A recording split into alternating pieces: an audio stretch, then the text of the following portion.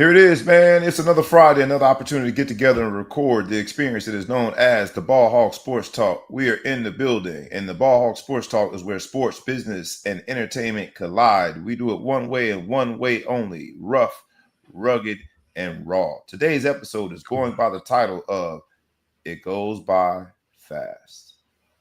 We are in the building, and we are committed to giving you some riveting content when it comes to sports, business, and entertainment.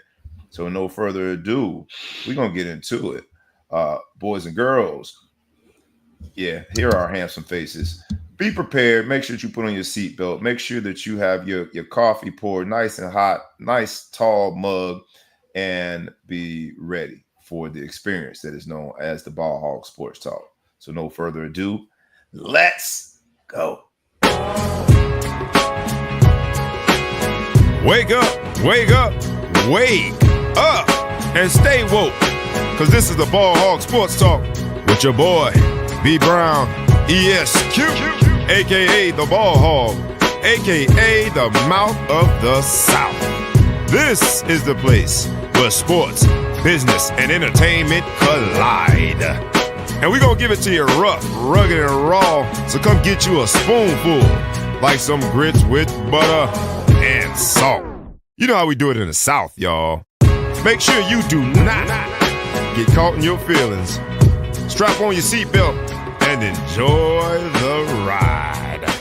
Come on, let's go, go, go, go.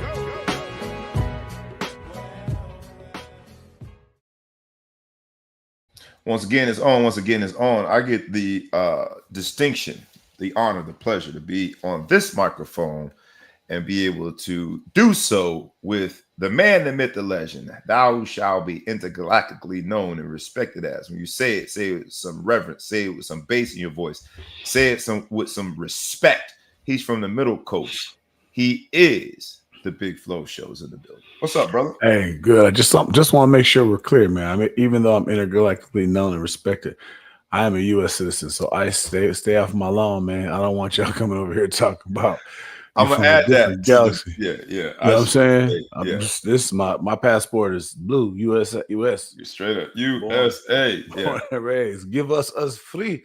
I don't want no smoke, man. No smoke whatsoever, man. Listen to all that bullshit. We gotta give some smoke. You know, I used to bring you, pick me up, and be like, "Well, he says you're intergalactic." We don't want that kind of smoke. We want smoke. I don't want that type of smoke. Sports, business, entertainment, but not immigration. I like you here, man. I like you here. I even stay in the snowy states. I even stay up here where it get cold out. Yeah. It's gonna be a good week, man. The show title is it goes by fast, and we'll get into why we had that title. But it's been a roller coaster week in terms of emotions. Before we really get in, I'm sure that everyone in the sports community has gotten wind of the very tragic story of Marshawn Kneeland, young man playing for the Dallas Cowboys, who, by all reports, took his own life. And so, at the outset, man, let's go ahead and just for his family, for his teammates, and even for those dealing with life. I want to say mental health, which is a part of it, but even those that have been diagnosed with mental health issues, I think it's a very broad category. People just dealing with life that have ever considered inflicting harm or taking on themselves or taking their own life. On behalf of Marshawn Kneeland, let's take a brief but meaningful moment of silence.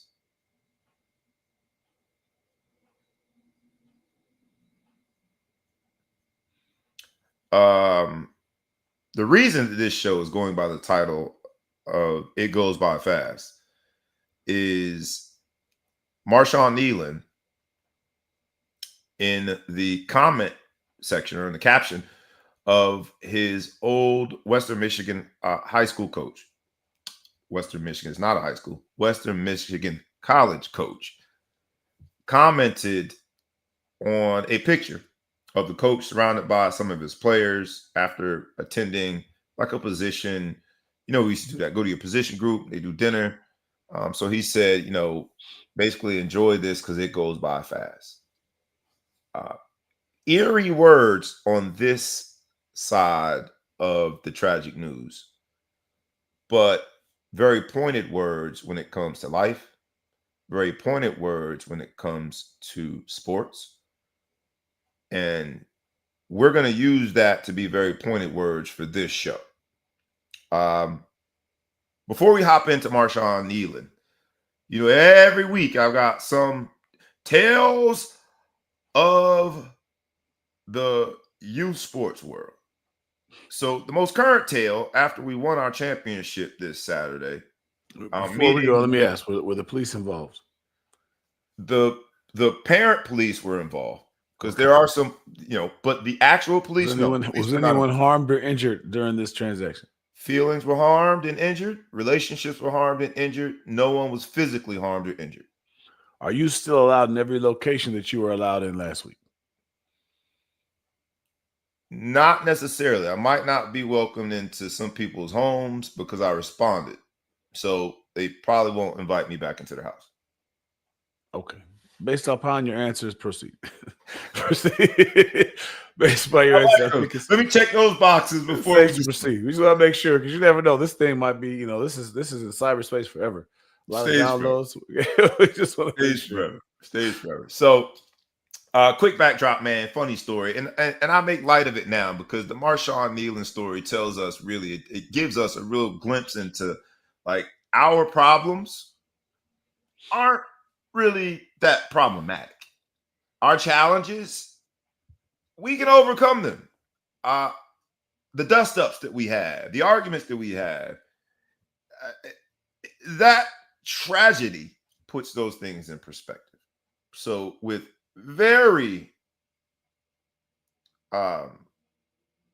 realistic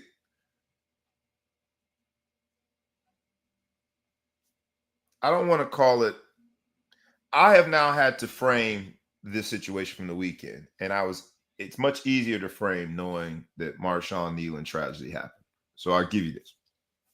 We go to the championship, we win the championship yet another year. That makes me 100%. Every year I've coached, we've made it to the championship. It might just be luck. It might be I just had just a bad league. I don't know. So I might have just got lucky. I'm just that kind of guy. I just keep getting the most amazing kids, and it is a combination. Truth be told, honestly, that's most of it. Your youth coach. That's probably most of it. That's most of it. Jimmy's and Joe. I can't coach. I've been there.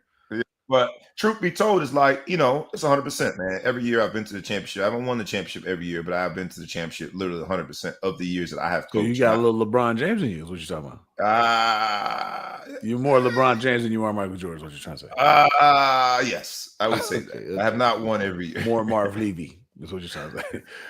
I have not won every year, but I've been every year, and it's been a great experience. Not because I can pat myself on the back and make that statement. It's been a great experience because I've been able to be a part of kids and their journey, seeing the smile on their faces, feeling that sense of accomplishment. So it's been amazing. And this past weekend was no short. It was amazing as well. But our starting offensive tackle gets hurt on Tuesday. We only got 1 day of practice and 0 days of practice trying to replace him. It was sort of a challenge to call offensive plays when you've got not one but two of your offensive tackles hurt. The second one hurt. Next man up. But truth be told, that next man up, while that is a theory that we apply, when it comes to calling plays, you got to adjust. So we made the adjustments. We still won 12-0. Offense only scored one time. Our defense scored once, but we won 12-0. And great game, trophies, rings.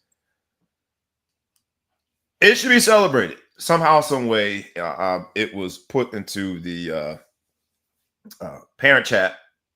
People were expressing their concern with the offense, and it just went haywire. I mean, a whole bunch of stuff. A lot of things were said, and some of them I wish I would not have responded to. But when you spend 30 hours a week investing in somebody else's kids for free, and you see that parents don't necessarily appreciate it. And you're from a stand your ground state, so you're raised different. Sometimes you can only poke the bear so long, and then I'm gonna say something, right? Mm-hmm. So that's what happened. But I laugh at it now and bring it to this show, especially under this topic.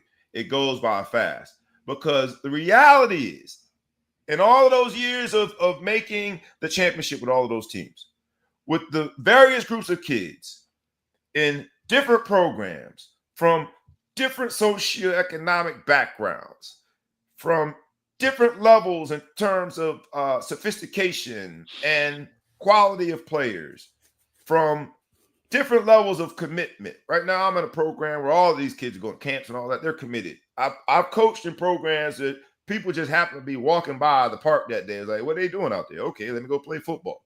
Very different levels of commitment. But the thing that has been consistent and the thing that was shown in that group chat with people taking issue because how dare we only win 12-0 is that parents are delusional. And when I say delusional, I mean delulu-lusional. There's a new song called Delulu. That is what these sports parents are. I am now on the other side of you football. One of my sons is in high school. And you were on the other side of you football. Not only have you been through high school, but now, to the latter end of college years.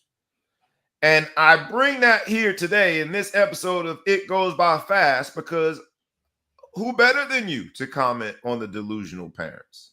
Who better than you to comment on the different chapters that you have to experience as a sports parent?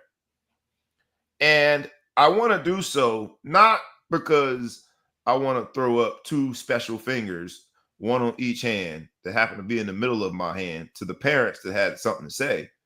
Instead, I want to give them a hug. I want to give them some information that they can use. I want to make sure we start really framing the role that sports should be playing, youth sports should be playing in our families and in our lives. Backdrop set. What say you, my friend? If you go through and people's goofiest things that they've done in their lives, it was surrounding love, right?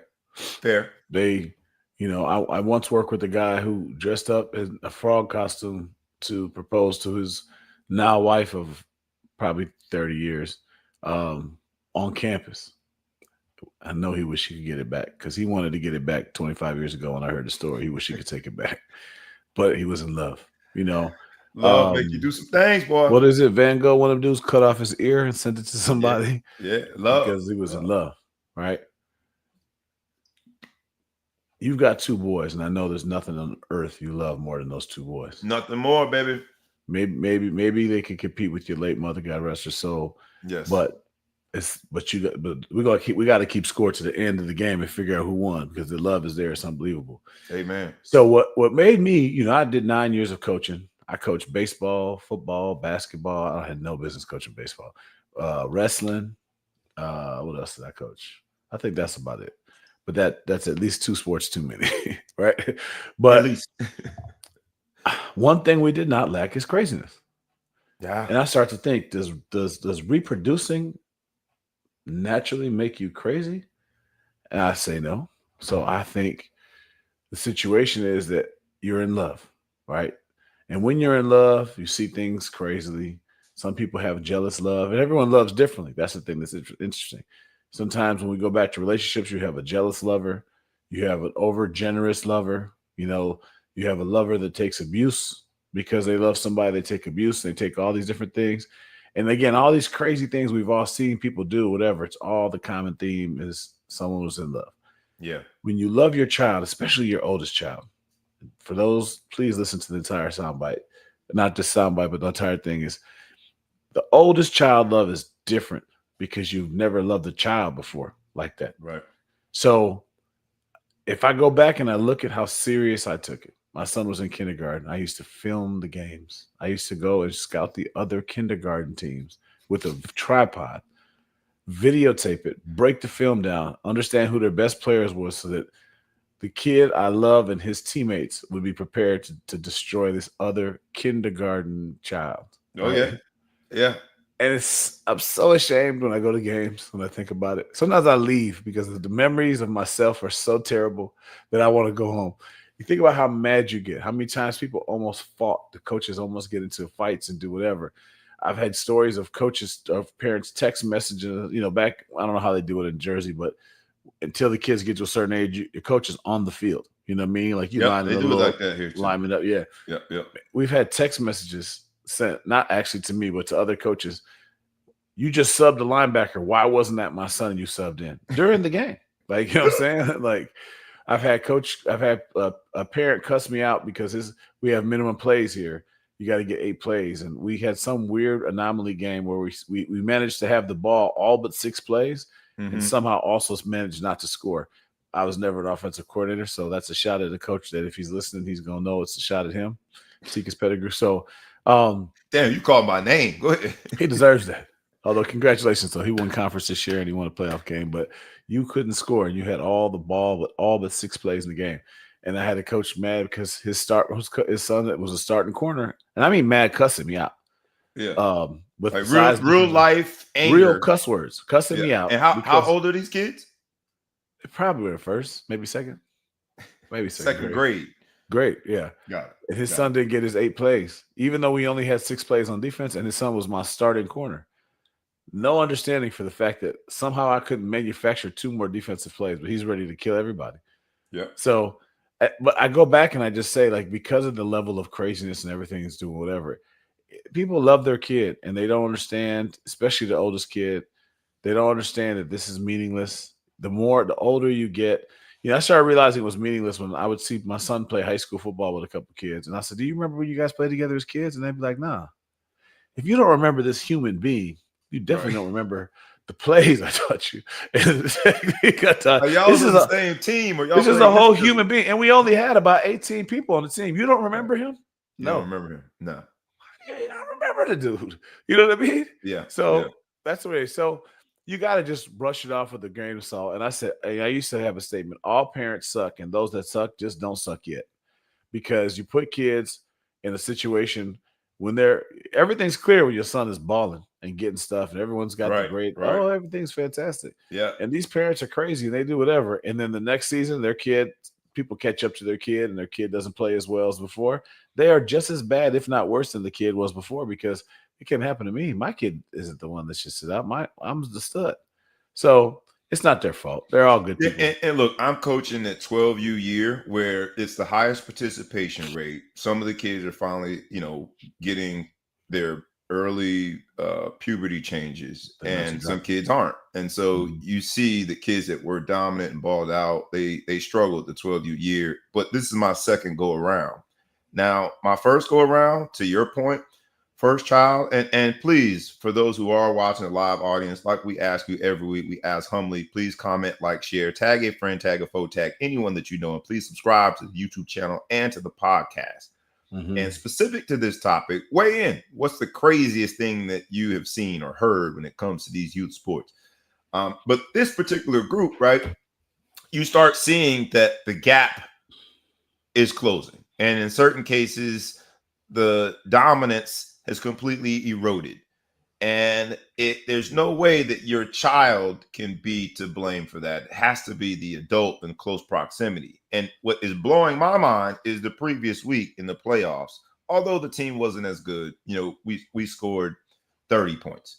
The week before that, same team who we played in the championship, we struggled to score against them and, beat them by a touchdown. Week before that, we scored 40 points. Week before that, we scored 55 points. Week before that. So even if you were looking objectively, statistically, I mean, how bad can offense be? We struggled to score, meaning we only scored once offensively. But had you just done ... yeah, that's cool. But like, Here was my issue when I started reading. I was like, the disconnect is just mind-boggling. We struggled twice the entire season to score offensively, and it was against the same team. Can't we give that team some credit? And they had some dogs over there. But I bring it here not because I need to be vindicated as an offense coordinator, not because I'm still holding on to the emotions of Saturday night. Not because I'm hoping to mend any of those fractured relationships. I bring it here because on this week, on the heels of the Marshawn Kneeland tragedy,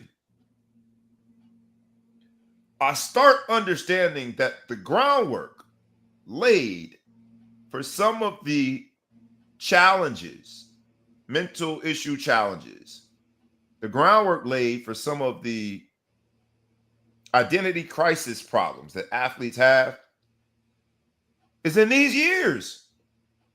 If the only way you can be happy in a team sport that is based on team success, the ultimate team success is to win. We're undefeated. We won a championship. Mm-hmm. We got the rings. We got the trophy. And yet people aren't happy because little nut, I'm just making up names, Mm-hmm. didn't score touchdowns. And I posted something on social media and I said, social media is messing up the whole concept of sport because you're angry because you can't go post video. Mm-hmm. You're angry because they weren't. There's a whole debate on our team about who should have won the MVP.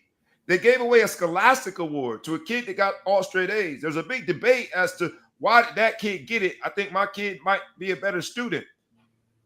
The concept of team is being punched right in the face to the point where you get punched right in your nose, so you got to start crying, and then the blood trickles out. That is what is happening to the concept of team. And what I hate, as someone that my whole life was changed because of this beautiful game called football. My best friends are still dudes that I went to war with. You and I never played together, but because football brought us together, we built this platform. And we're doing this together as a labor of our love until y'all really start commenting, sharing, liking, and we get this thing out and start making real money on it. But football and its team aspects changed both of our lives, and it is the source of our friendships. True or not true? There's a lot in that. So what's true? The fact that it's the source of our friendships? Source of our friendships. Because of the team aspects of it, we've met some amazing human beings. I think so. I think when you think about college sports specifically, that's one of nowadays it's high school. But before our day, it was. Did you choose to go to St. Thomas Aquinas, or was it chosen for you? Chosen by whom? What you mean? Like, did your parents say you got to go to Catholic school because your public school sucks? Or I was a part of the decision. No, I was a big part of the decision. But I would say for the overwhelming majority of the people, the first real major decision you've ever made in your life, definitely the most important one, is going to be college, right? And when you're in a situation like we were, luckily we were blessed enough to have choices, and choices that didn't come with asking your parents if you could afford this or you could afford that or whatever. You could choose your school. So I don't think there's a coincidence that we ended up being. I have more in common with you than I do with some of the people I grew up with, because you and I both made that same choice. We both valued. It's filtered, right? Yeah, we filter down and we say, all right, we both want to go to education. We're willing to go to a place that was 65% male and the cold all the time, and all the girls were the valedictorian. And luckily, you pulled one up out of there. But like most of the time, a lot of us was making sacrifice. You know what I'm saying? Like, you know what I'm saying? We make sacrifice. You know, my high school guys just happened. Our parents just all chose the same time to have us in, right?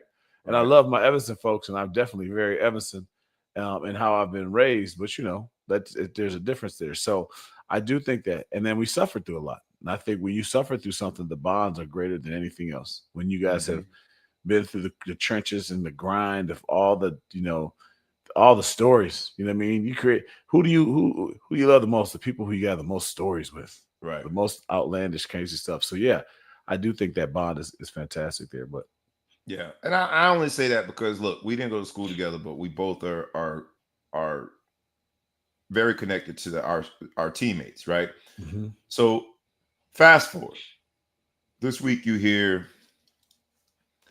of Marshawn Kneeland, and it seems as though he refused to stop for a traffic violation. I don't have the details of the traffic violation. I've scrubbed the internet and I haven't seen anything that I talks think about they're it. going to be very careful about that for Very obvious careful. reasons, right? Mm-hmm. But he is 3 days removed from, as a defensive lineman on special teams, block punt, scoop and score. He gets to the end zone. That's a dream come true for the big uglies, is what some people call you defensive linemen. I'm just repeating it. Don't get mad at the messenger. But that is a dream come true. And you have a touchdown for the Dallas Cowboys. He is at the top of his game, at the top of his profile. In America, especially in the sports space, we assume that he's got to be happy. Truth be told, he wasn't.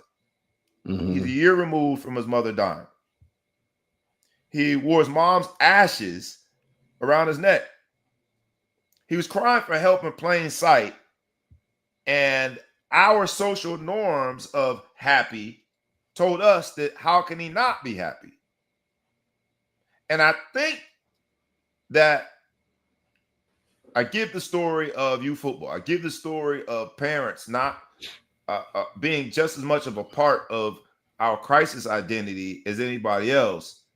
Because truth be told, man, like the human, we are layered. It's complex. We've got so many parts of us that need attention, that need us to water it so we can grow. And I really hope that we use this tragedy as an opportunity to have the conversation. And so while we'll all say rest in peace, Marshawn Kneeland, while we will all take a moment of silence, while we will all put his face on a shirt, hopefully we'll, his foundation, it will benefit somehow from people now, the outpouring of love. There's a young 24-year-old soul that is no longer here in the physical realm. And I think it could have been, look, I'm not going to say it could have been prevented. What I'm going to say is that we can prevent other people from going down this mental health down slope, if we do more of pouring substantive love into them that has nothing to do with their performances.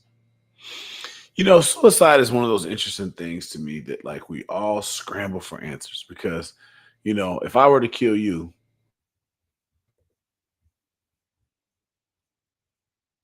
then somebody could ask me why, right? And we can say, hey, take that off screen. But I was just joking.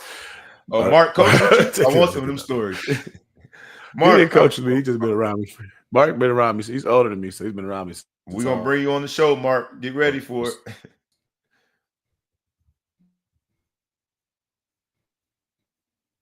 Well, I think you either I'm slow or you slow, Big Flo. I'm back now. Yeah, you back. My bus is on.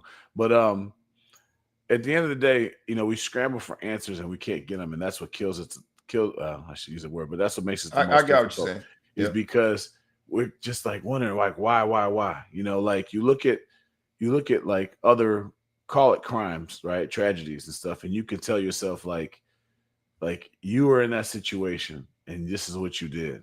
You were in that situation, this is what you did. Like, we've all been mad enough at somebody where you've wanted to hurt them and you didn't do it because of this, why, and the other. So we can judge that. We've all been without and saw somebody steal something and decide we didn't want to steal that person. We all had an opportunity to make those bad decisions and not make them. Right. Most of us, hopefully, have never thought about taking our own life. Right. Right. And those that probably have thought about it, that didn't do it, probably don't tell anybody, right? Fair. I would say very high because there's a bit of an embarrassment there, or it's a bit of like, oh my God, I can't believe I actually thought about that and do whatever. So it's hard to admit those kind of issues. So when you see somebody who's, and I say this a lot. If you're in my life, I say this all the time. I have a complaint or argument or whatever. And at the end of it, I usually sit there, reflect, and I say first world problems, right? Because one of my biggest stresses in life, complain about, work, which, I've been blessed enough to make a nice living. The success of my children, they both got scholarships to play college and do their dreams. And, I complain about the situation that they're in, do whatever. But then I realize, and I have to remind my daughter of this all the time, is like, no matter how bad you think it is, there's somebody who wishes that they were in that situation to be as bad as you think yours is right now, right? So understand, you are in an awesome situation that you're only going to appreciate later. You look back. Whatever was going on with Kneeland, as they mentioned, his mother had passed away. I've unfortunately never felt that pain. So to say, fortunately, I've never felt that pain. Absolutely. Sorry, I know what you meant. Fortunately, I've never felt that pain. Recently lost an uncle, probably one of the closer family members to myself, and, had a couple uncles before go that. But I haven't had that really, that type of pain that, you only get two parents, or, some people get bonus parents. But for that to pass, I don't know how that's going to impact you. You can speak to that and how long that lasts with you. But, here's a man who just scored a touchdown on a football game, which is a dream that most 99 there's too many nines to say, of society will never, ever achieve, but have dreamt about, especially a big sexy, a D lineman, to score a touchdown. Now he's in a percentage that's so low that it can't even be met. There's no measuring stick for it. You can just, you can name them, the D lineman that scored. And then just days later to kill yourself. I think it just lets us realize that, when dealing with people, the older I get, the longer I've been a parent, the more sensitive I am. I think I got to get my estrogen levels checked, because I find myself watching TV, and if a little kid say something that's sad, it chokes me up. I never used to be like that. I used to be tough, but that softness, that shouldn't say softness, but when some of that so-called toughness that you see on the outer shell of these people, they're going through so many things and they can't talk about it, do whatever. And we're going to scramble for weeks to say why, where were the signs, what did we miss, how did we fail them? Yep. And I just think sometimes, man, there's just things that can't be easily avoided. You know what I mean? Fair. I talk to you all the time. We go through this all the time. I consider you one of my dearest friends or whatever. But there's things that go through my mind that I don't share with you. And there's things that you go through your mind that you don't share with me. And if I don't want you to realize, I can put on a happy face. I used to watch my son. He'd be so mad after a Northwestern game. And I know he wants to just go and just whoop somebody, or he's mad they lost or they won and he didn't play and he's furious. And he has to come out and smile at my in-laws that just came and spent the day of the game. And they're like, in their mind, they left thinking, you know what? He took that pretty well. No, he didn't. He is beside himself right now. I'm trying to hold it together. Right. Signing autographs, smiling with all that. Oh, smiling, kissing, joking, or whatever, and dying on the inside. Yep. So it's tough because you never really can do it. So we're going to say the same things we always say. Talk to your friends, talk to your loved ones. There's always somebody who cares, and do whatever. But again, I've never been in a suicidal thought. I've never had those thoughts. Thank God. I don't claim to understand what's going on. I just get sadder when I keep hearing about it. And I just think that we need to realize too, is just, no matter how good things appear on the surface for anybody in their life, it's always something that can make that seem like nothing. Yeah, very fair. I'll say this because a lot has been made about his mother dying just a year ago. And Shannon Sharp went into a very emotional but transparent anecdote about when his grandmother passed. And then he, summarized it by saying, when someone that close to you dies, a part of you dies too. I am unfortunately in the group of people that has had to bury their mother. And it was super emotional. And I do agree a part of you dies. And so the reason I brought Marshawn Kneeland up after talking about youth sports and the delusional parenting is when it's all said and done, the memories that you have are the things that you will use to try to, you're never going to patch that void fully, but it's a Band-Aid that you put over. And so I bring those two things up for two reasons. Like, as parents, we got to be very careful about making the end all be all about your child's individual performance, right? Because it's a team game. We got to be careful about investing so much of our emotions into someone's productivity, because then that human being, especially the younger that they are, starts identifying their own significance with their productivity, right? But I'll also bring it up because I am someone in that group who has lost their mother. And just be very careful about, now a lot of them decided, well, we're not going to go down to Florida. You're not hurting me as the coach. You're hurting your child because they don't have that additional experience. You're not hurting. You're preventing, when you long gone, that child is going to be thriving off of those memories, and now you've taken one off the board. And we got to be very careful because, like our title says today, it goes by fast. The youth sports era in your life goes by fast. Life itself goes by fast. And so, while we do say rest in peace, Marshawn Kneeland, like everybody else, while we do mourn the loss of such a young death, this shows also a caveat, a warning shot, that we got to make sure that we do better and provide more substance that doesn't connect your entire identity to your productivity on the field. I'll say this one last thing I want to mention is, go ahead. Everybody's going to choose how they're going to parent their kid, and everyone's going to choose how they motivate their kid. Absolutely. I've seen people do things which I think are the wrong way and things are the right way. And every parent that's too hard on their kid always says, "Look at Tiger's dad. Look at what's the man? Williams, King Williams. Look at this. Look at that." And they always point to that. And what I say is, for every Williams family, whatever, there's going to be Todd Marinovich. Todd Marinovich, yeah. There's going to be 10 of them, and you're never going to hear about it. There's going to be 100 of them that weren't even that good. So, like, you want to push it, whatever. So do you raise yours the way you want to raise them. But if I look back at myself and I think about the parents that were the most over the top and hardest on their kids, none of their kids achieved super, what you would say the goals that they had for their kids, right? Is it because of their toughness of the raising? I don't know. So you got to do what you got to do with your kids. Something's going to make them real tough in life. You are going to put some pressure on these kids that are unrealistic. You don't want to be soft on these kids. You don't want to be too soft. You want to do whatever. You got to be just right. And not every kid is the same. And I think that's probably the thing you got to look at is, look at the signs. I was a lot tougher on my son than I was on my daughter. My daughter, because I not male, female, but just personality wise, that pushing wouldn't have worked with her. But I also was not as tough on my son as some people were on the other sons, because that's not what he needed, right? Every gumbo is missing something, and you gotta go figure out how to make your gumbo come out right. Right. Maybe it's a little pushing, maybe it's a little encouragement, do whatever. The one thing I always say to everybody, and I used to bug the hell out of you about this, Bobby, is make sure you're yelling good job as loud as you yell bad job, right? Right.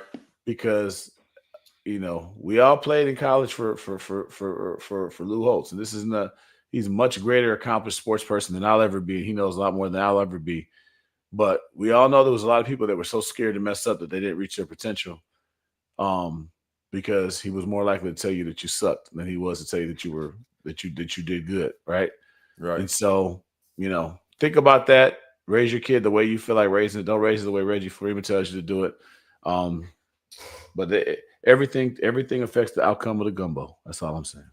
Yeah, totally agreed. And then we'll leave with this, man, because it's a heavy topic, but one worth summarizing. Now that my son's in high school, I laugh at how, how animated I was in every game. Right, I was animated in every game I have no idea why. No idea why. And a lot of these pages, hold on just 1 second. Seems like I'm having difficulty here for some strange reason.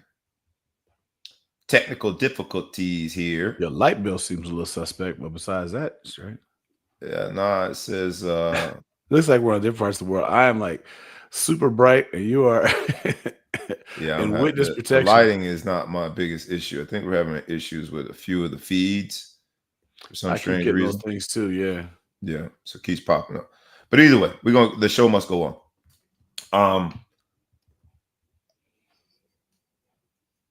When I look back on that, I laugh at how animated I was and realize how it didn't matter whatsoever. And the memories, the positive commentary, the smile, not just after a great play, but even after a bad play, picking somebody up when they're down is going to go way further than you posting their highlight clip.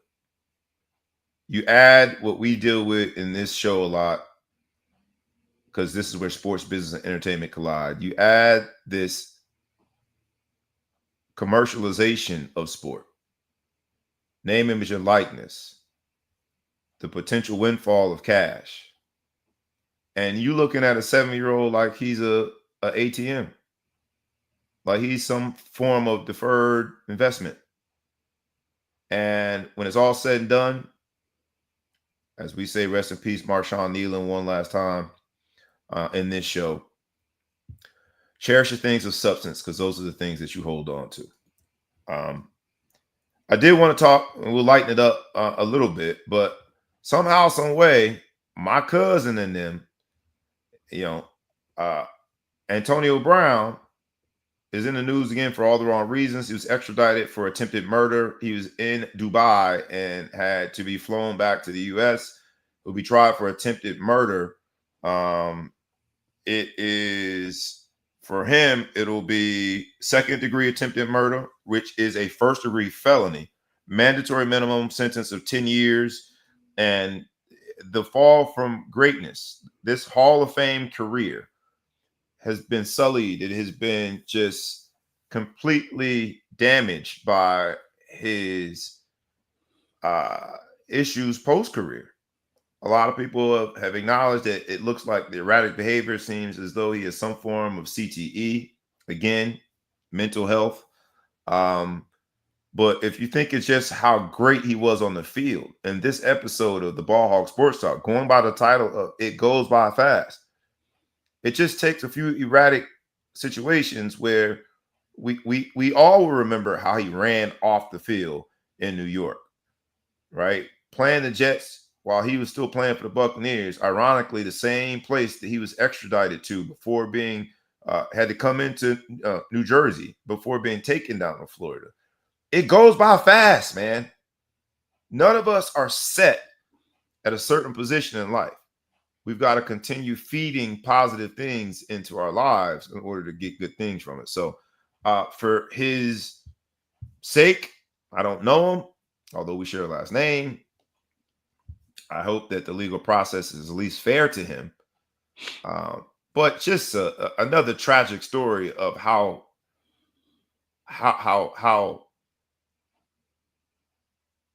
infamous this fall is going to be.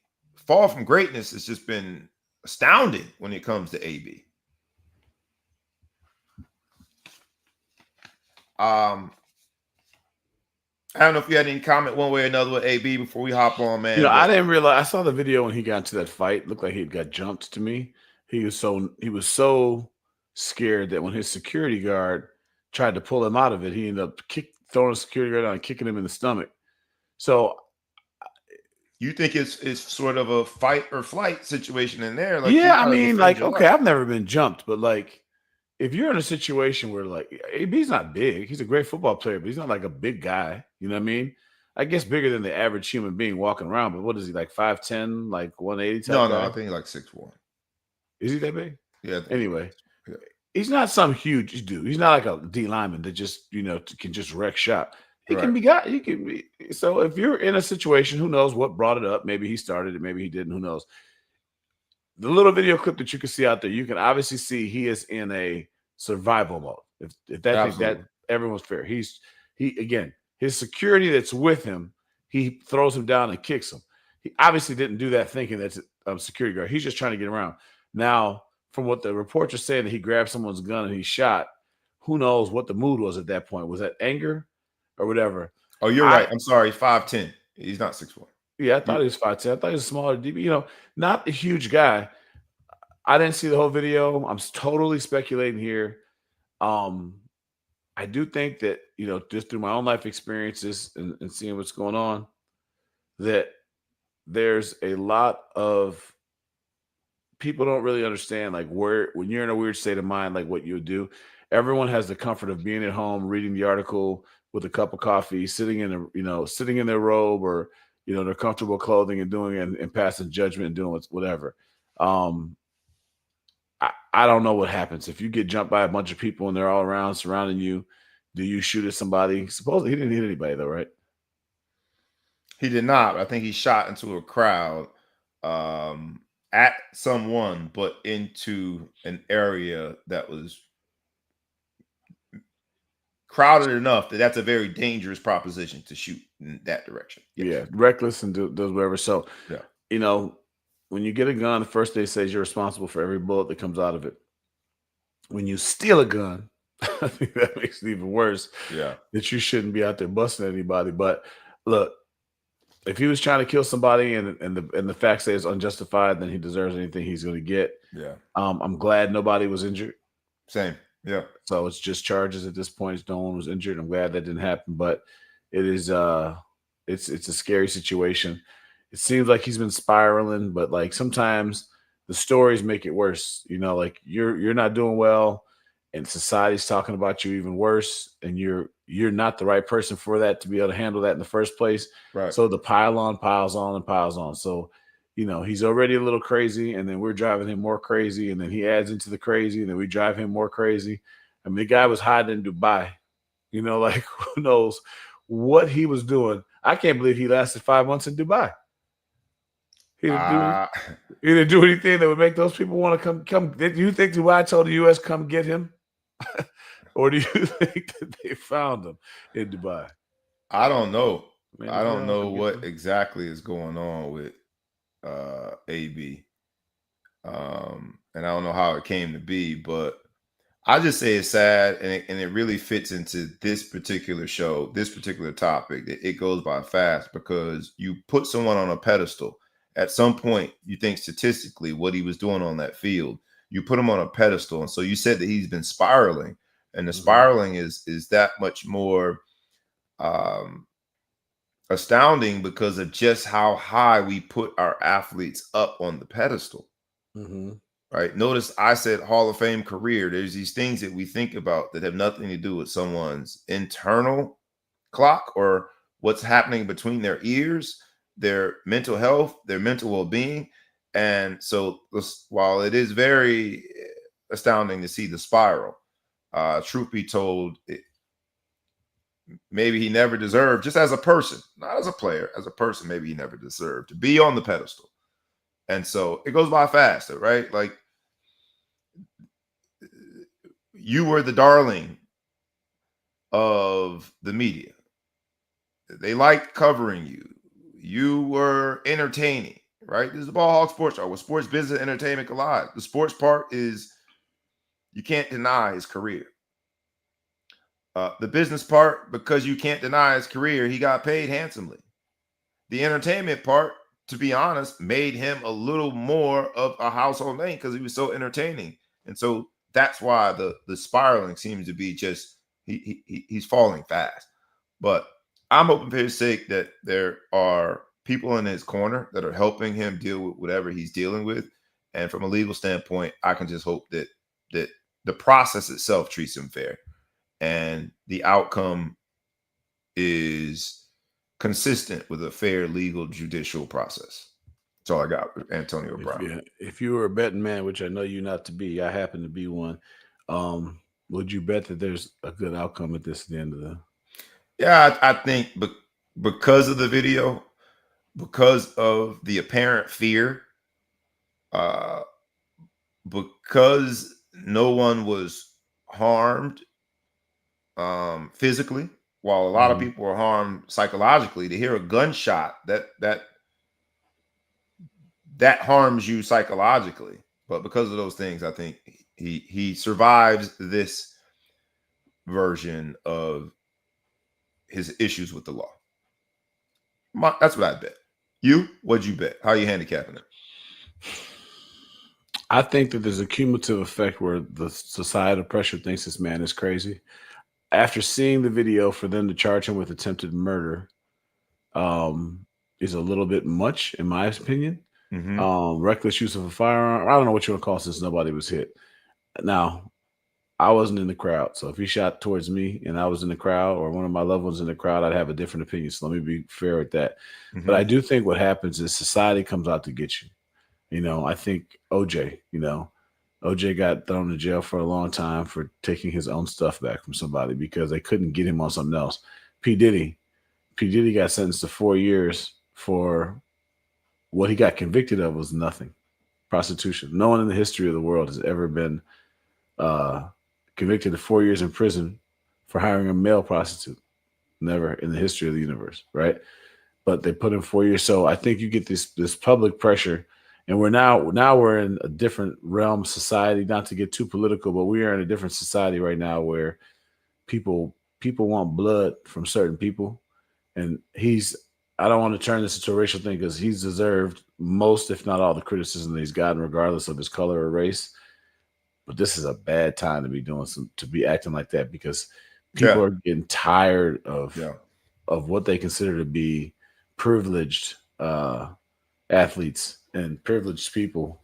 And so I think it's bad for him. So I think it's going to end up kind of bad. Look, and truth be told, because again, it goes by fast, is that title has been absolutely inspired by Marshawn Kneeland and that tragedy.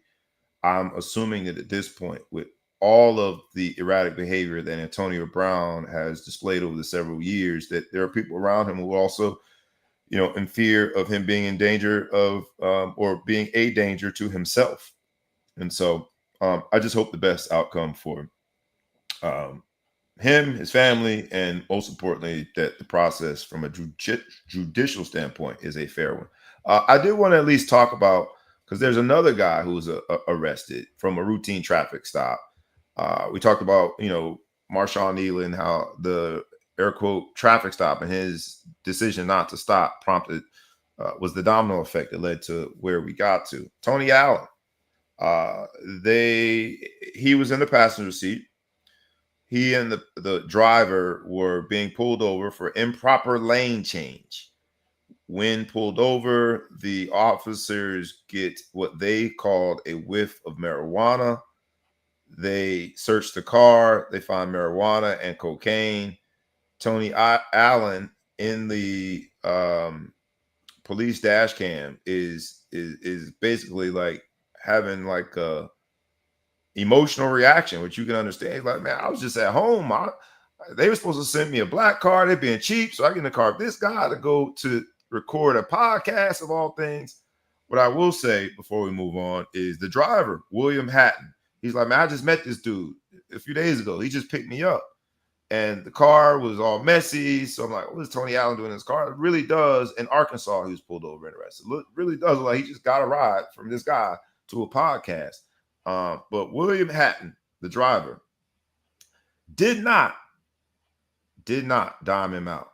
He said everything in that car was mine. Tony Allen had no idea what was going on. So shout out to Tony Allen for, although he got lucky, because the person who he was in the car with didn't dime him out. Interesting exchange. We'll see. Hopefully Tony Allen will be fine. But you talk about it goes by fast. He was going from one podcast taping to the next, and his life changed like that. So got to be careful. Got to be mindful. Got to know who you're riding with. And if that same exact traffic stop happens and it is an Uber driver, they probably call him another Uber to get home. Mm-hmm. But at last, it was not. So we'll see how that plays out. And if you had anything with that before I hop into the next one. No. Careful who you get to ride with. If you smell weed in the car, wait for the next car. Wait for the next car. This story is a funny one, man. Um, it goes by fast. And when we are talking about things that go by fast, it's also hairlines. And you're a man who's embraced the fact that you are a black, bald man and you've done your thing, but everybody and embracing that. And platonically, they can't say no Diddy anymore. I will say, you wear it well. I'm handsome. You can I say ain't it's gonna go that okay. far. I ain't going that far. It's fine. Not going that It's far. But fine. I'm handsome. you pulled it off. Jaylen Brown hasn't accepted that he is balding and is trying to spray on his hairline, and he is picking victim after victim. We talked about shooting into the crowd with Antonio Brown. Well, Jaylen Brown is shooting his hairline onto people's shirt, and every time it happens, he brushes up against somebody. They got a big black mark on their shirt. Jaylen Brown has victim number 3. Is Jaylen Brown? Do we need to put him on the couch? Bring him to the front of the congregation and make him face the reality that whoever keeps spraying that hairline on is doing him a disservice. And now the whole NBA is afraid to guard him. Maybe this is some cryptic way. This is some old Bill Belichick figure out a way to get an advantage against your opponent type thing. But Jaylen Brown, cut it out. I don't know. Is it? My question is, did they ever call him for a charge or targeting or anything? Because the last one, he was called for a charge, and then he left his hairline as evidence. Young man, his jersey undershirt. The thing is, it's products for that. If those of you guys haven't noticed, I don't hide from nothing. My beard looks a little different than it did last show, right? I got this. I'm gonna do a simple free plug for simpler hair dye. Now you can't give them that. They gotta give us some money for that. Well, maybe they'll come after when they find out where the section is coming from. They'll be after the post fact. They'll just mail me a check. But you can't use the spray stuff. At least go Beijing or something and get the color in there. But you can't go last minute. This isn't Hollywood. Like you get the makeup artist before. That's too much. What if it drips into your eye? My favorite is Carlos Boozer. Remember they put mess up your free throw shooting. They put that Carlos Boozer was so bad. It was so bad. He talks about it. He said, "Man, put me up there so bad." Yeah. So I don't know. You know what, man? If you're not cheating, you're not trying. LeBron is famous for that. He won't give up. He keeps fighting. He want to hold on to the hairline long as he's in the NBA. He'll probably go bald when he retires at 50. But I don't know. I can't be mad at the man. Look, women wear Spanx, high heels, eyelashes, hair extensions, tattooed eyebrows, fingernail polish, tattooed nail. Be careful. Be careful. I'm just saying. And we celebrate them as the beautiful creatures that they are. So he put a little Beijing in his hair. He put a little too much just for me. He put a lot of Beijing, not a little bit. He spread Beijing across the country. Come in, got nerve to have braids with it though. If you having issues, you can't braid it. What are you? I don't know. You know what, man? I ain't mad at him. No. It's just the hairline. I mean, after the hairline, he's gonna be good. But the hairline is tripping. Hey, you NBA Finals MVP, NBA champ. You're the smartest man in the NBA, right? Highest IQ in the NBA. Do you? I would do it, except for how could I explain everything beyond the line? That would be the problem. So, but I might just get me a hairline next week. Yeah. If you go get a hairline, man, just make sure that you do it right before the show so I can have a real good time with that one, brother. Just don't D me up. Don't. Because my shit's gonna be all the way back. You're going all the way back. Mine gonna look like a skull cap. I ain't mad at you, bro. Hey, everybody gotta do what they gotta do. In this episode, it goes by fast.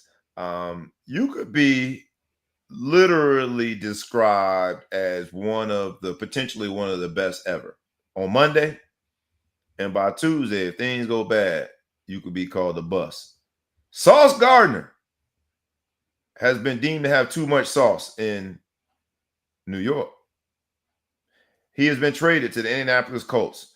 But Sauce Gardner, in the first 3 years, this is his 4th year. He was drafted in 2022 with the 4th overall pick of the NFL. The New York Jets picked Sauce Gardner. He was immediately a household name, immediately had national commercials, He was two-time first-team All-Pro, two-time Pro Bowl, Defensive Rookie of the Year. They paid him this offseason 4 years, $120.4 million. And yet this year, because of his play, and it's dropped off significantly. That's the bad part about all these cybermetrics. It's dropped off significantly. He is considered one of the best avenues to get a big play this year. But man, it goes fast. We were saying that he is almost guaranteed to be a Hall of Famer. Maybe going down as one of the best cornerbacks ever. In college, best cornerback ever. Say again? His stats in college are the best and ever. Yeah, his first 3 years, let's be clear, in the NFL, it looked like he was trending in that direction from an NFL standpoint too. Mm-hmm. Man, that goes fast. Sauce Gardner has been moved. The Sauce is now in Indianapolis. And again, back to this whole mental health thing. Back to this whole don't put too much stake in what the public defines you as. Don't start getting comfortable on that pedestal. When I was scoring 30 points, I was the baddest offense coordinator in doggone all you football in New Jersey. Mess around, only scored 12 points and only one touchdown. It goes by fast. Sauce Gardner is in Indianapolis, man. And I use him in this trade deadline story being expendable with all of the accomplishments in his really short career, this being his 4th year, to make the point. Young athletes, surround yourself with people who love you regardless of your productivity. Young athletes, be sure that you understand who you are. Your identity is not wrapped up into whether or not you made that 3rd Pro Bowl, Sauce Gardner. Because that's how I think we protect people's peace of mind and protect from some of the most tragic stories. Because, man, that transition for me, going from, and I was short-lived, but I was in that world, in the NFL world, to one day I'm not. There was people who were calling me 8 times a day. They were calling me 8 times a day, so I've never heard from them again. Once I cleared waivers and it was clear I was not going to be in the NFL anymore. So Sauce Gardner is the latest example of it, man. I'll give you last word on it before we move on to our finale. We've got a guest coming. So I'll give you last word. I would say unless Sauce Gardner's hurt, there's still a good corner in there. I think maybe he's just going through some things. A good friend of mine, good kid is a corner that just got signed by the Colts. So I'm selfishly hoping that Sauce don't have anything left in the tank. So my man, no more Sauce. No more Sauce. It's time to go out and buy some new Sauce. But I think it was a good trade. They say that they got fleeced for how many picks that they had to give up for him. Yeah. But the Jets will mess those up anyway, so it doesn't make a difference. But won't make a difference. All right. We've come to the part of this show, man. You talked about as a dad, as a coach. You said if you gonna be in an uproar when there are mistakes, be just as loud when someone does something right. The toughest thing to do, man, is to coach your son, right? It just really is, because you're on either one side of the pendulum, mostly two extremes. Either you're a daddy ball coach and you just feature him and he can do no wrong, or you're like me and some of the stricter coaches / dads you described, and we just too tough on our kids. And so today in this show, and reflecting upon a kid like Marshawn Kneeland, reflecting upon, when they talked about his story and him missing his mom, I had an incident the other day where just like literally my mom was talking to me in the sense that I was saying something that she always said. And it was just a really beautiful moment. I decided today I was going to do something that I don't do often, that I was going to feature a person who deserves credit. And that person is none other than, you see that gentleman right there? That's a nice little picture right there, right, Flo? Nice little boombox. Nice little boombox, man. Okay. Swagged out. Kind of remind you of him.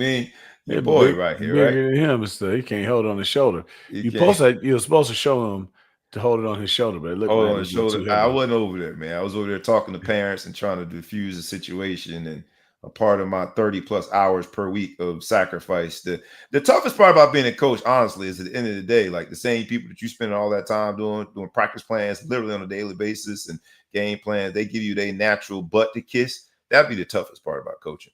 But I digress. So I didn't get to see that part. But I'm bringing a person on who I don't see him on camera, which is a problem. But I'm gonna bring on none other than my man Thatcher Anson Brown. I call him Boomer. I still call him that. And he is the one, which is why he wears number 1. You said it earlier in this show, Big Flo, that I have to be just as loud about being proud of someone, especially my own son, as I am when I am criticizing. So I decided to bring him onto this show. It goes by fast to say I am proud of him and all of his accomplishments on the field and in the classroom. I am proud of him that he is now a part of a team, operative word, that went on to win the championship. We'll ask him a few questions. This is his practice too for public speaking and learning how to deal with the media. No further ado, everybody. Let's welcome Thatcher. Hold on, I'm gonna put the music and everything in there. You ready? You ready for the we gotta go music and everything. Thatcher Anson Brown. Thatcher, your volume. I don't know what's going on with your volume. Let's try it again. Can you hear us? Doesn't look like you can Take him out. Take the other one picture off. I don't think it's because of that. I don't know what's going on. I know. All right, do me a favor, Thatcher. We're gonna do it different. Come on up here to the office since you are home. Your headphones. Not gonna be much better. You're right.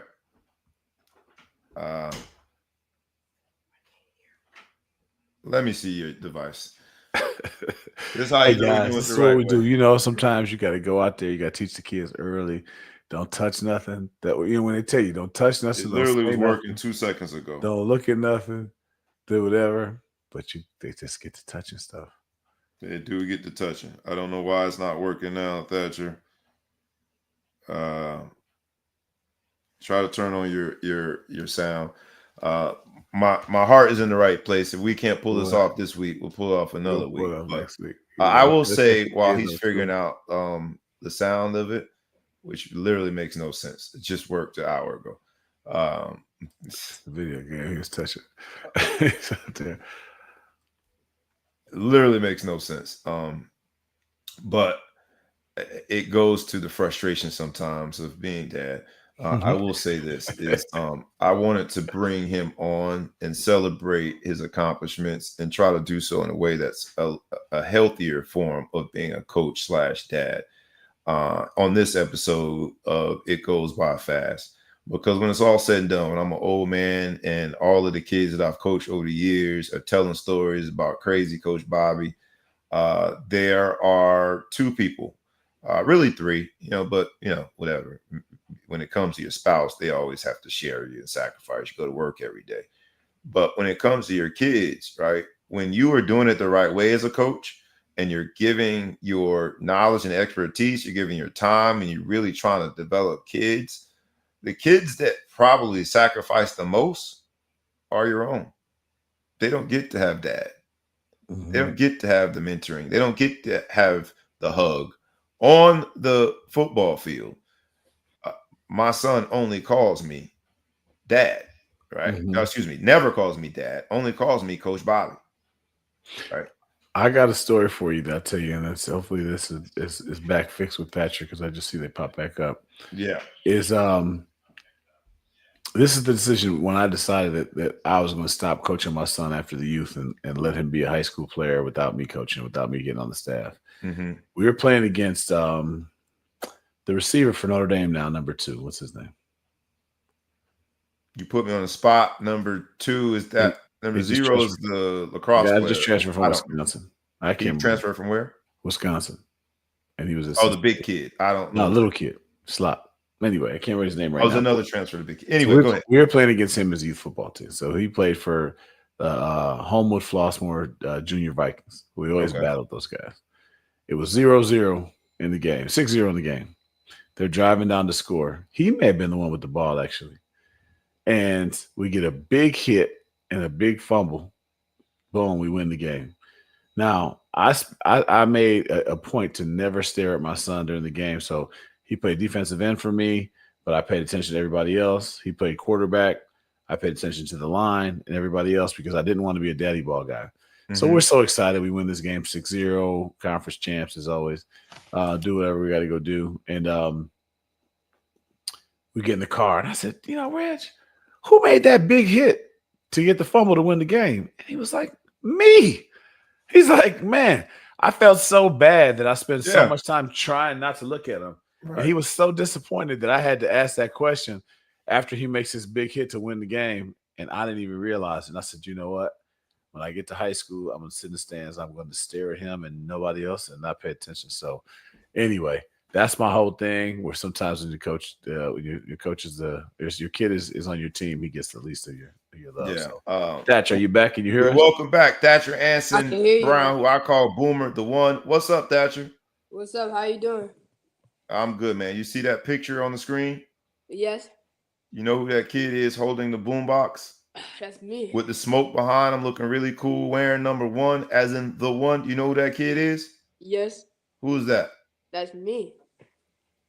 Be more specific. Who's me? Thatcher Brown.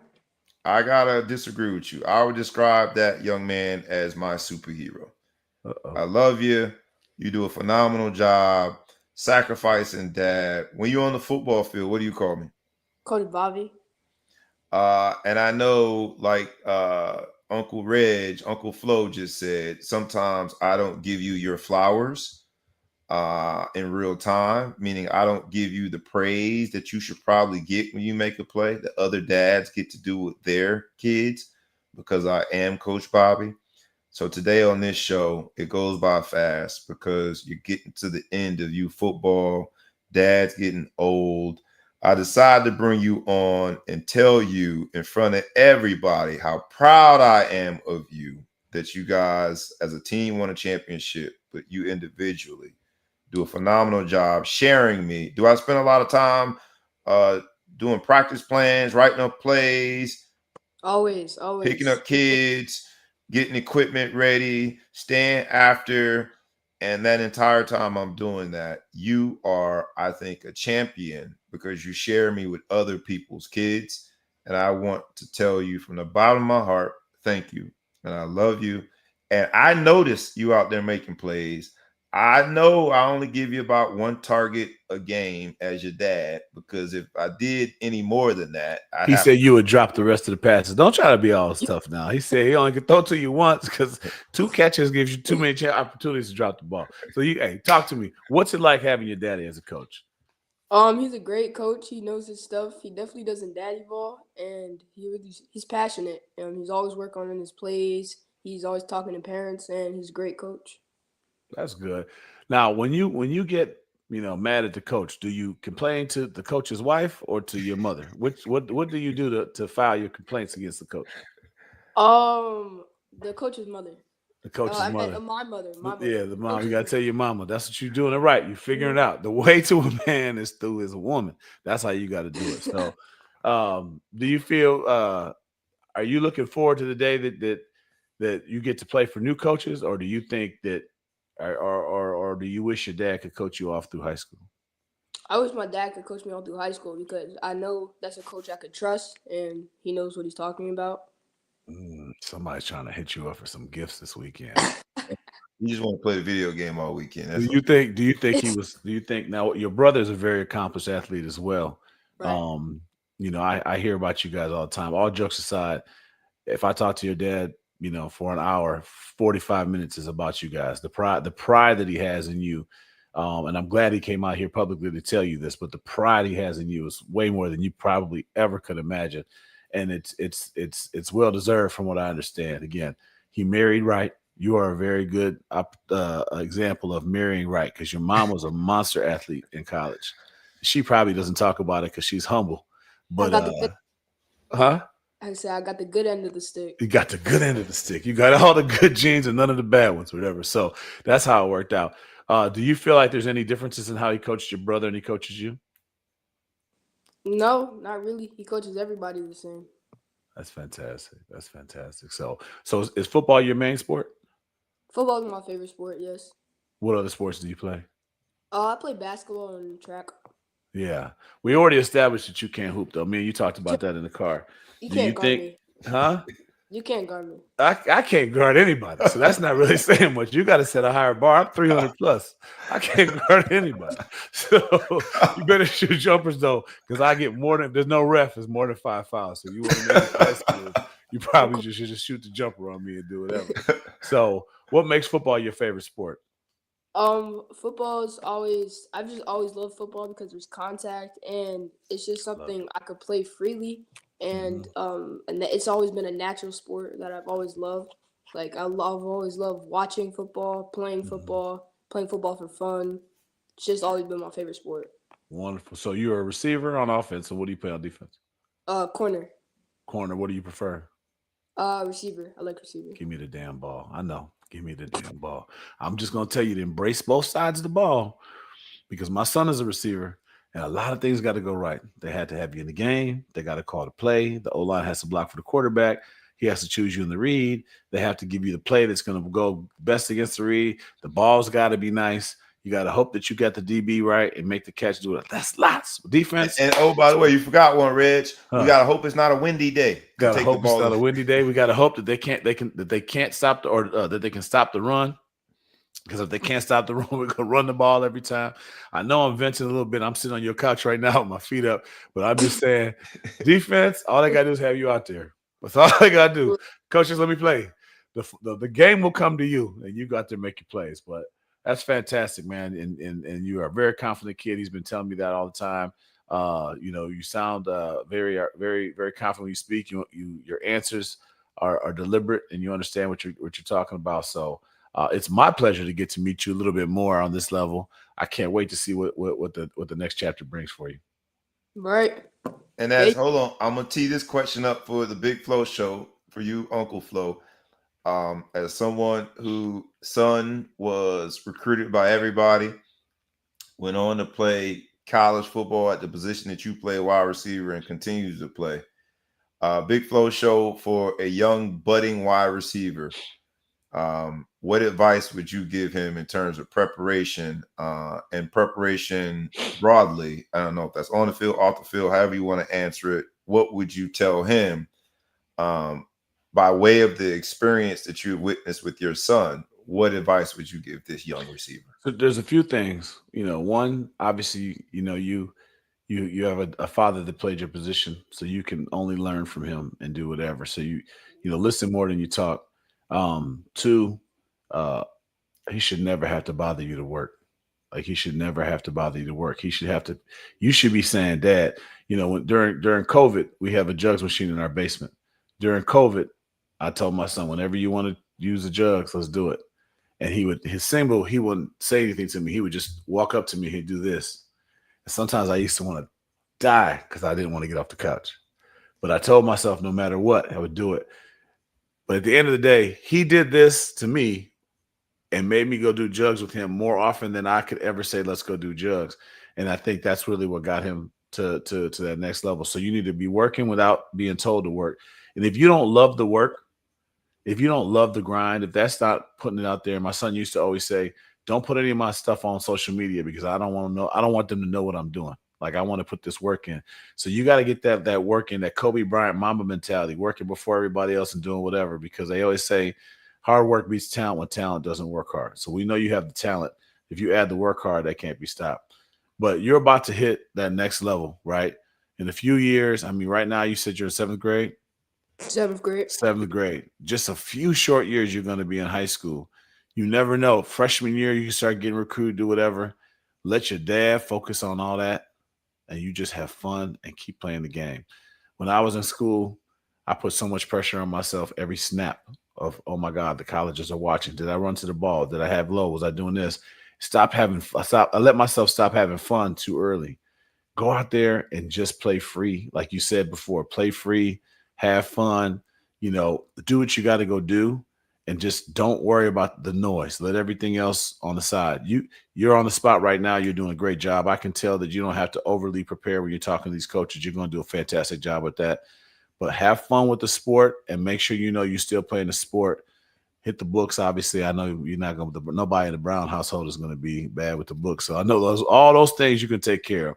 But enjoy yourself and have fun during this process. Embrace the work. Learn to love the work if you don't love the work, but get involved in that, and the rest will take care of itself. Big Flow Show. I see a question posed by one of his other uncles. Uncle Malcolm is in the building, and I'll let you pose the question to him, Big Flow. So Uncle Malcolm, I'm sure you know Malcolm Johnson, wide receiver of Notre Dame, and Cleveland Brown. Oh, sorry, Steelers. The Steelers. Steelers, And Jets. Steelers, Bengals, sorry. I don't probably pick two. I picked the one rival of both, right? So do whatever. Very successful businessman out in the West Coast. Got up real early so he could sit here and watch the Thatcher interview. But he said, Thatcher, do you have any advice for young players who are thinking about specializing in one sport only versus playing multiple sports like you do? Playing in multiple sports is much better because you could train different parts of your bodies. Like basketball, you train your legs, getting stronger. Track gets you in shape, get you faster, which you definitely need for every sport. And all of them help, different muscles and get you stronger. And if you play more sports, you're having more fun. You're staying in shape all year around, which can help with mental health, physical health.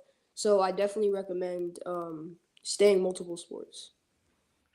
Great question. Great answer.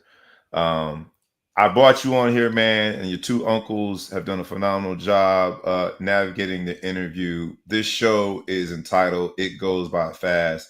I wanted you to know that you are my hero, even if I'm not allowed to say it out there because all the other parents would say it's daddy ball. But most importantly, I wanted you to know that it goes by fast. So enjoy this. When I'm long gone, know that daddy loves you. Forever, just like I feel my mother's love, it comes through me into you. But as fast as it goes, you got to make sure you enjoy every second of it. All right, champ. And you are the one. Look at that picture, man. Look at that picture. You are the one, man. Don't let anybody tell you anything different. I'll tell you something. My son has a quarterback. You know what his quarterback's name is at his college right now? What's that? It's spelled D-A-O-N-E. D-A-O. No, it's not. His quarterback's name is The One, and he wears The One. I love it. The One. I might have to change your name, man. I still got. Hey man, fight that. Thatcher's much better name. Fight Thatcher's. His name is. You're gonna be the one, boy. I'm changing your name on the birth certificate tonight. Any parting words to our guest, Thatcher, the One Anson, who I call Boomer Brown? Parting words to our guest before you get out of here. You get last word. And then only thing I'm gonna say, man, is in probably as few as 4 or 5 years, you're gonna be big time. And don't start denying us interviews. Don't start talking about your fees, appearance fees. I don't want to hear all that kind of stuff because we knew you back when you had a curfew. You know what I'm saying? So don't come at me like that, man. I don't want to hear all that. All right, Thatcher, say goodbye to the people, man. Give them a last word. Bye. Thank you for having me on. And yeah, love you, Dad. Thank you, Uncle Flo. And have a good one. All right, man. Good job, champ. Yeah, that's right, man. That's good, man. That was important. We had to do a family edition. Maybe Thanksgiving time. We'll bring them all on 4th. We go. I would love that, man. We have it go back. Have it go back. This show was the title of this show was inspired by Marshawn Kneeland and that tragedy. And I think doing things like that is important for us, man. And so I would love a family show. We spend so much time investing into the sports and the extracurricular for our kids. And thank you for allowing me the space and opportunity to give him his flowers. Thank you for allowing me to speak to your son and meet him. That was a great opportunity for it. We hear about each other's kids. I don't get a chance to interact with your kids like I want to, but you're doing a great job with him. He just seems like everything that you said and more. So I'm looking. Thank you, brother. And yeah, he want to be on the offensive side. You say he got all the good genes, none of the bad. He got one of the bad genes. He's a diva like his daddy, baby. Give me the ball. I got touchdown dances to be doing, man. Let's go home with Ball Hog Spotlight. I'll throw it to you first with a Ball Hog Spotlight. You want me to go first? One thing I want to bring out, man. Did you see this young man from Florida? The 7'9", tallest player ever. Tallest ever. Yeah. Tallest ever. I'm nervous because the highlight they just showed him is running on and up and down the court. I haven't really seen. Oh, you know he didn't put in no work. They showed the one highlight was him substituting into the game. That's I'm what I'm like, talking about. That he ain't stuff. do nothing. I couldn't find nothing. At least give him the rock one time. Let him be nothing. They just showed him come on the court, baby. He just made history, and that's it. History's over. Indeed, So. man. I know Pat Fitzgerald. We talked about that. Pat Fitzgerald's another one. You know, so a lot of people have been following the story about Pat Fitzgerald. He was wrongly terminated from Northwestern University, shown the door over some allegations of hazing. Not to say that the hazing didn't take place, but to say that he was the mastermind of it, which was proven multiple times wasn't. He settled his lawsuit that he had for like 130 or 150 million. He settled for a lesser amount, I'm sure, but it's been undisclosed. The university has issued a statement saying that he was not guilty of what they fired him for, which I think probably for him was the best part of the whole situation. Yep. And that happened in August, but he's been on TV recently. Yeah, so. I don't know what it is, but I think he's about to get back into this coaching carousel. He's going to start interviewing. I think he needed to add publicity to this to everyone else. Hope his candidacy, absolutely. For his candidacy, because a lot of people don't realize he didn't just win the lawsuit. They released a statement that said he did not do what we accused him of doing. And I think you need to do that because the first thing some of these people are going to say is start picketing. How are you hiring a guy? Although I saw Bobby Petrino on somebody's sideline the other day, so people don't care that much. He's the interim head coach at some school. Bobby Petrino, Arkansas. Yeah, Arkansas, the interim head coach, Bobby Petrino. Wow. I couldn't believe he got it after all the stuff he's been through. Yeah. So I'm looking forward to see where Pat Fitzgerald ends up next. You spoke very highly of him, and I'm rooting for him by way of you. I know your son committed to Northwestern under his tutelage. To play for Pat, and in large part for the fact that we thought Pat would be there the whole time. Yeah. So then that kind of changed things up. But one thing I'll say, Pat Fitzgerald, if I text him right now and say, hey, it was, and I'm not going to test it just to show off and say, hey, man, I see you out there. I hope to see you on the sideline soon. By the time you and I are done with the post-game show, he will have texted me back, and he'll say, awesome. Thank you. Appreciate it. My son graduated this past May or June or whatever. We had a post party for all the graduates. Pat showed up, right, with his wife. He showed up to the party, spoke to the boys, and did whatever because he knows you guys completed the mission. We brought you here to come get a degree. You guys all did that, and I'm proud of you. I love you. Do whatever. He doesn't need to do that. Yeah, he doesn't have to do that. Our kids, that level of authenticity, you can't fake. And this episode, it goes by fast. I would challenge, and I know I'm on a tangent here, but I would challenge all parents of young student athletes. When you make a decision and commit to a school, make sure you do so because that person is authentic and there's something substantive there. While Coach Holtz and I had my little exchange with him specific about his appearance in the RNC, and that went viral. And, I've since tried to reach out to him, and I hope to God that I get to have a conversation with him. I can't deny that that man was very helpful for me in my life, and I'm happy I made the decision. I decided to go to Notre Dame for the same reason, thinking that, of course, Lou Holtz will be there for 4 years. But see ya. Truth be told, man, that regardless of our little disagreement when it comes to politics, I would love that man forever because of how substantive that he was, how authentic that he remains to be, and how much impact he's had on my life. And it's good to hear you say something similar about Pat Fitzgerald. So I'm officially rooting for him to get an opportunity. We'll see. I wanted to go home with this. Jayden Daniels, Washington Commanders, they are losing by 31 points. He dislocates his elbow in the game in the fourth quarter with 4 minutes left. And I couldn't help but think of RG3 when they put him in that game with an already damaged knee. And we saw what happened to his career from there. Is there something in the water in Washington?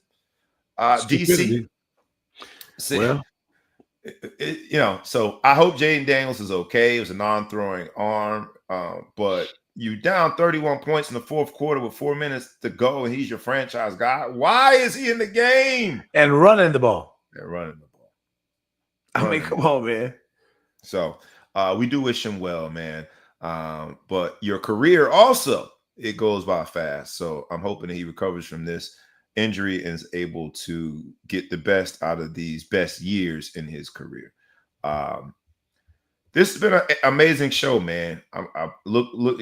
You see where I went right back to, man. I was happy I got to do that. It goes by fast. So for all you sports parents, if little John don't score 8 touchdowns, don't Call Bobby. Call me. Bobby. Curse me Collect. out. Even if I didn't coach him, curse me out.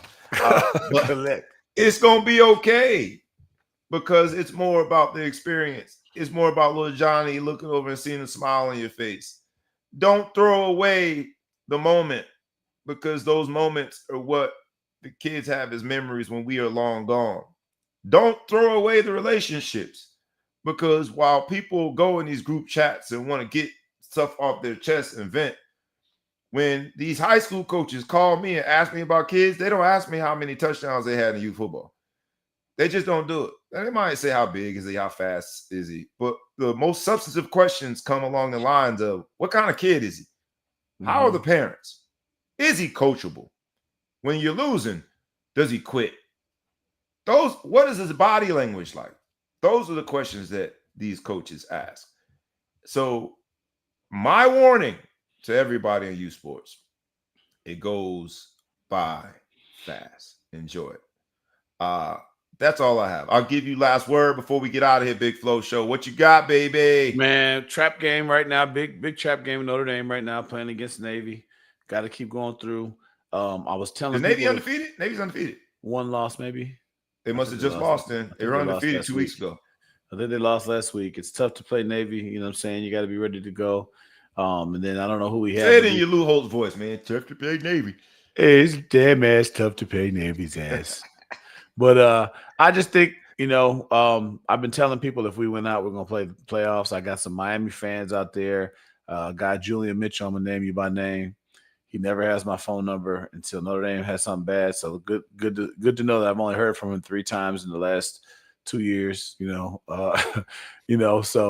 he doesn't really call much. He doesn't have much to say. He calls himself a Miami and a Dallas fan, so I don't even know why he has a phone.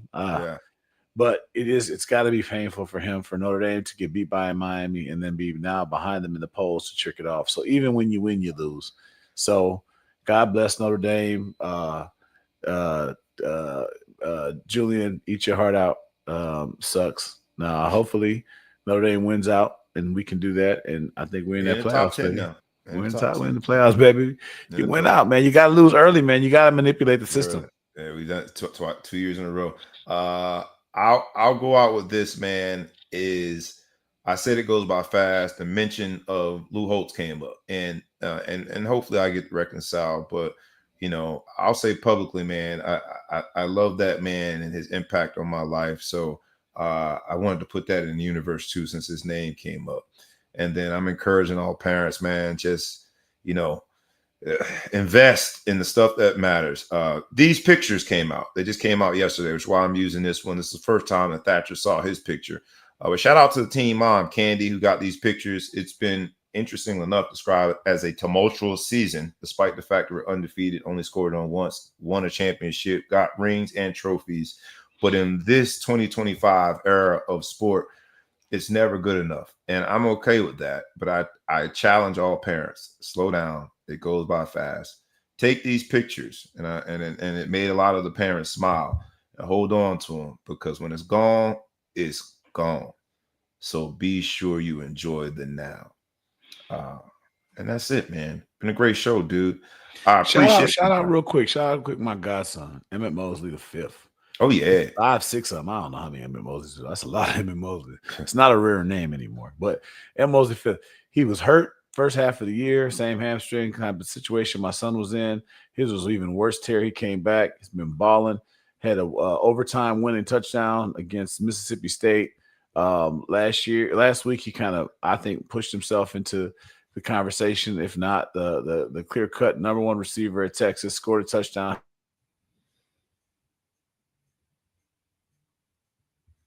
I don't know what's happening with you there, Flo. Is that me or you? I don't know what's happening with Flo there, so he might have went out on us, but no, I'm back. I'm back. Once go. Again, it's on.